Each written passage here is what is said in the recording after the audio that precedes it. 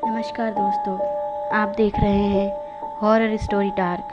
चलिए आज की कहानी की ओर बढ़ते हैं। शंकर जब से शहर आया था बहुत बदल गया था। छोटे से गांव से आया एक सीधा साधा युवक शंकर वहां के सम्माननीय गिरिजा पंडित जी की पहली औलाद है। बड़े सपनों से पाल पोस के शहर पढ़ने भेजा था उन्होंने, पर अब उसे देख कोई तो पहचान भी नहीं सकेगा। उसकी वेशभूषा ही नहीं बदली थी, केवल रंग ढंग, बोलचाल, यहाँ तक कि उसने अपना नाम भी बदल डाला था। लोग उसे अब शैंकी के नाम से जानते थे। कॉलेज के कुछ हुड़दंगाई लड़कों के ग्रुप का नेता था वो। कहीं किसी को पीटना हो, छेड़छाड़ करनी हो, सबसे आगे रहता। लड़कियों के आगे इतना भोला बन जाता कि वो उसके जाल में फंसी जाती। अभी उनके बॉयज़ हॉस्टल के सामने गर्ल्स हॉस्टल में कोई लड़की आई थी, पिया नाम था उसका। उसके दोस्तों ने शैंकी को चुनौती दी, इसे पटाके दिखा तो जाने। पहले शैंकी ने ध्यान ना दिया, फिर एक दिन उसने पिया की फोटो देखी। कितनी खूबसूरत लड़की थी।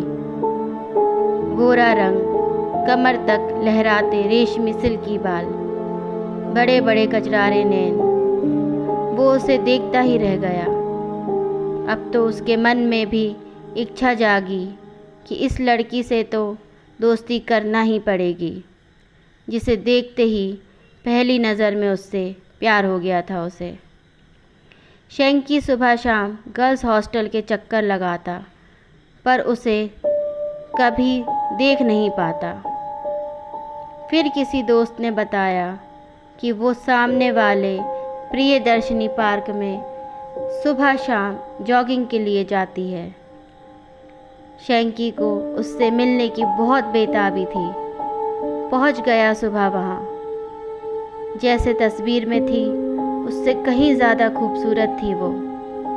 शैंकी उसके आसपास मंडराता रहा, पर उसने आँख उठा के भी उसे ना देखा। बहुत परेशान हो उठा था वो। ये कैसी लड़की है, शायद पहली है जो उसके जाल में फंसने से बच रही थी। इसने तो आँख उठा के भी उसे नहीं देखा। ऐसे कैसे? शैंकी के अहम को बहुत चोट पहुंची इस बात से। वो चिड़चिड़ाने लगा था। बात बात में खूंखार हो उठता। चाह के भी पिया की बेरुखी उसे सहन ना होती। जितनी कोशिश करता उसे भुलाने की, वो और ज़्यादा दिमाग में आती। एक दिन हल्की शाम का धुआं छाने लगा था और वो पार्क में घूम रहा था कि पीछे से किसी ने आवाज़ ने उसके कदम रोक दिए। एक सुरीली मीठी सी आवाज़ उसे पुकार रही थी, हेलो शैंकी।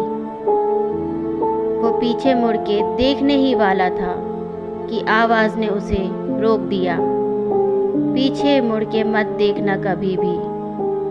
मैं वही हूँ जिसको बहुत दिनों से तुम पाना चाह रहे हो। वो बोला, पिया हो तुम? वो सुरीली आवाज़ में हंसी, क्या बात है, दाद देनी पड़ेगी तुम्हारी, लेकिन ध्यान रखना कभी मुझे पीछे मुड़ के ना देखना। तो आप मेरे बराबर आ जाइए ना, शैंकी ने कहा। नहीं, ऐसा नहीं हो सकता, वो बोली। क्या मैं इसका कारण जान सकता हूँ? वो दबे स्वर में बोला। इतना बोलने वाले मुझे पसंद नहीं। पीछे से आवाज़ का सुरीलापन कम होता जा रहा था। नहीं, पीछे मना किया ना, बार बार चेतावनी नहीं दूंगी।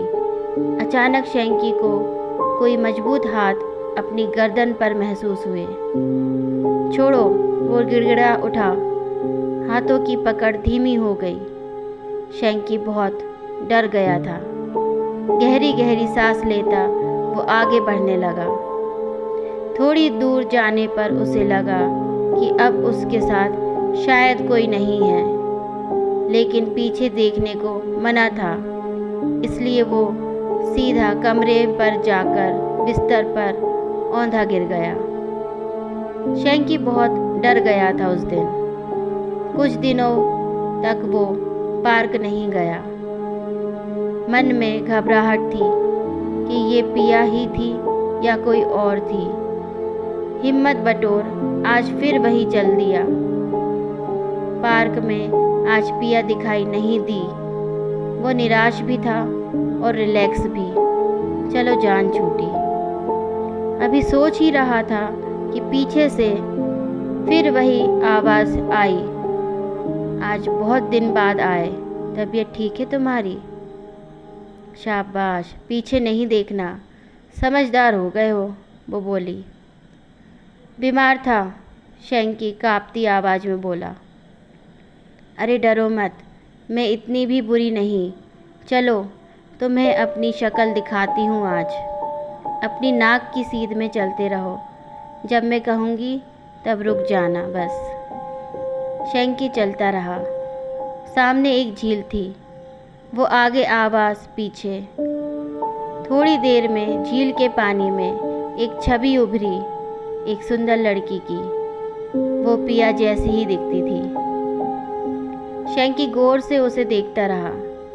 अचानक उसकी निगाह उसके पैरों तक पहुंची और वो चक्कर खा के गिरने को हुआ। उस लड़की के उल्टे पैर थे। तो क्या ये लड़की नहीं, चुड़ैल है कोई? हे भगवान, ये मैं किसके चक्कर में पड़ गया? शेंकी पत्ते की तरह सिहर उठा। क्या सोच रहे हो शेंकी? वो हंसते हुए बोली। कुछ नहीं जी, वो हकलाया। अब लौट चले? अरे इतने जल्दी? अभी तो मिले ही हैं। शक्ल अच्छी नहीं लगी क्या मेरी? वो बोली। नहीं नहीं, शेंकी ने कहा तो वो ठहाका लगा के हंसने लगी। शेंकी अब बुरी तरह उसके जाल में फंस चुका था। उसे समझ न आता कि क्या करे।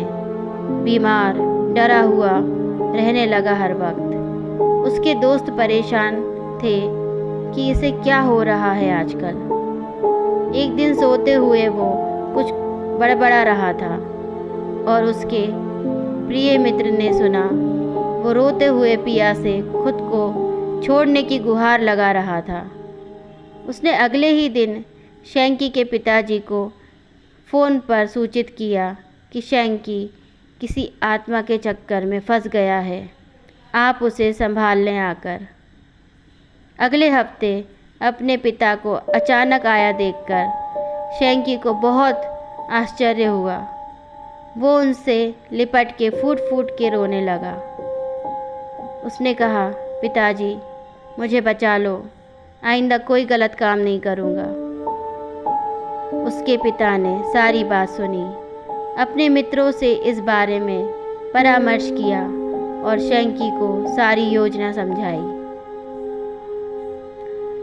योजना अनुसार शेंकी सुबह जल्दी ही पार्क पहुंच गया। थोड़ी देर में वो आवाज़ आई और वो लड़की उससे बातें करने लगी। आज फिर उसने शेंकी को सीधे अपने बताए रास्ते पर चलने को कहा। शेंकी चुपचाप चलता रहा। वो दोनों एक वीरान खंडहर तक जा पहुँचे। हवा की सनसनाहट, सूखे पत्तों की चिड़चिड़ाहट उस जगह को डरावना बना रहे थे। कुछ चमगादड़ उड़कर शेंकी के कान के पास से तीर की तरह निकले। वो डर गया। वो लड़की उसे उस वीराने में लाकर पटकने वाली थी। जैसे ही उसने पीछे मुड़कर देखा तो उस लड़की का चेहरा सुंदर से बहुत अधिक डरावना हो गया। उसकी आंखें सफ़ेद पड़ गई, चेहरा काला डरावना। देखते देखते वह लड़की एक चुड़ैल में बदल गई। शेंकी का शरीर डर के कारण ठंडा पड़ गया।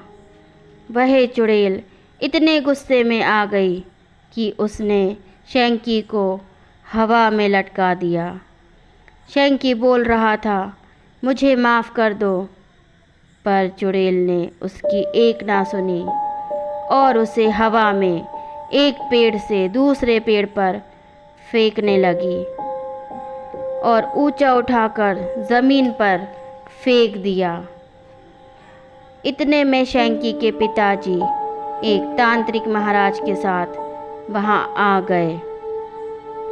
उन्होंने अपने बेटे को संभालने की कोशिश की। उस तांत्रिक ने पवित्र जल से उस चुड़ैल के ऊपर छिड़काव किया तो वह चुड़ैल गायब हो गई। उन लोगों को लगा कि चुड़ैल जा चुकी है, लेकिन अचानक से उसने उस तांत्रिक को पीछे से धक्का मारा और तांत्रिक बहुत दूर जा गिरा। इसके बाद वो चुड़ैल शेंकी के पापा को हवा में फेंकने लगी। तभी फिर तांत्रिक ने आकर अपनी पोटली से कुछ विभूति उस चुड़ैल पर फेंकी तो चुड़ैल ने धुआं का रूप ले लिया। तभी उस तांत्रिक ने एक बोतल में उस चुड़ैल को कैद कर लिया। उसके कुछ दिन बाद शेंकी अपने पिताजी के साथ गांव वापस चला गया और सही रास्ते पर चलने लगा और अपने पिता के कार्यों में सहायता करने लगा। इसी के साथ कहानी समाप्त होती है। कहानी अच्छी लगी हो तो लाइक शेयर एंड सब्सक्राइब करें। धन्यवाद।